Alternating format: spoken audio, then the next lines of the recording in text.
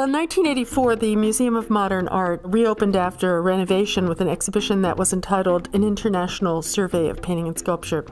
And out of close to 200 artists, fewer than 17 were women, and there were almost no artists of color.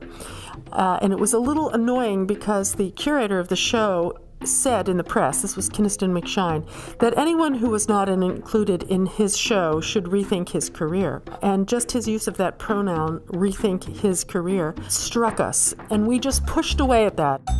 I think there was the general assumption at the time that if there were no women or artists of color in the mainstream art history books, it meant that their work did not rise to the quality necessary. Well, we knew that wasn't true. We knew that history is a richer story than that, and that you cannot tell the story of our culture without the voices of everyone in the culture. Otherwise, it's not history, it's just the history of the powerful. Women artists have never gotten the serious attention, and certainly not the serious money that male artists do. Why? The Guerrilla girls, who call themselves the conscience of the art world, have plastered their answer all over town.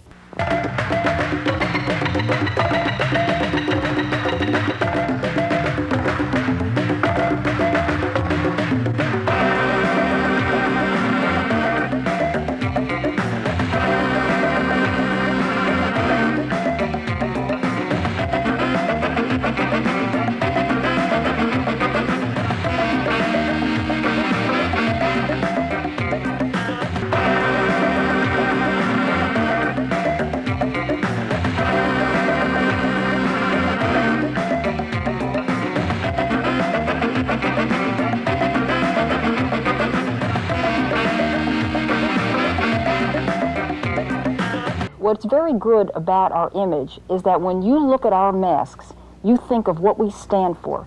And we stand for the conscience of the art world. And we feel that there is underrepresentation of women and minorities. And when you see our logo, basically, when you see our face, that's what we stand for, and it's not personal.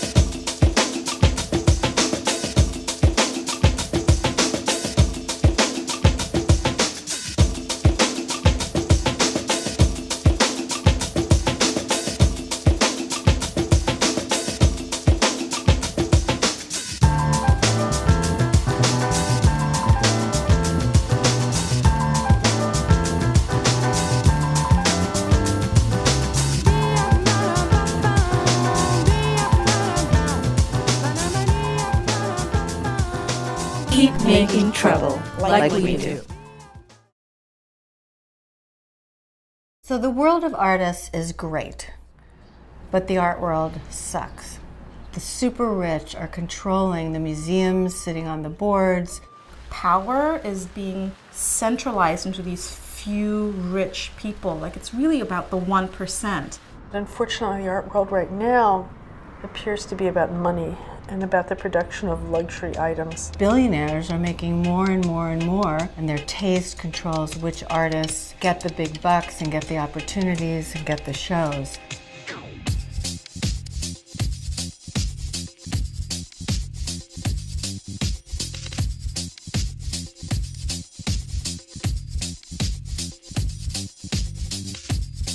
We're planning to sneak around New York with the Illuminator. So we'll be starting out in Chelsea, and we hope to then go to the Whitney. So we had this idea to do something we could do really fast around New York and put these stickers up. Some of the stickers are about art galleries, about billionaires, billionaire collectors, and about museums.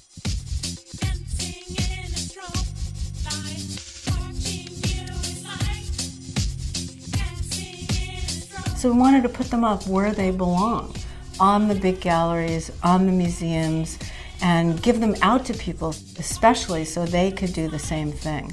And it seemed like a great idea. Call people together, just put the word out, see who comes, and just run around the streets and put these things up and bother people.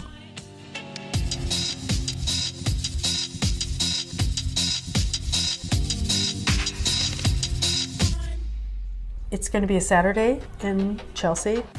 People walking around, feeling really good about having seen all this inspiring art. And all of a sudden, they're going to see the wall above start talking to them. And it's going to say, "Dear art collector." We completely get it. Collecting art is so expensive. We really understand why you can't afford to pay all your employees a living wage. The wall is going to talk to them.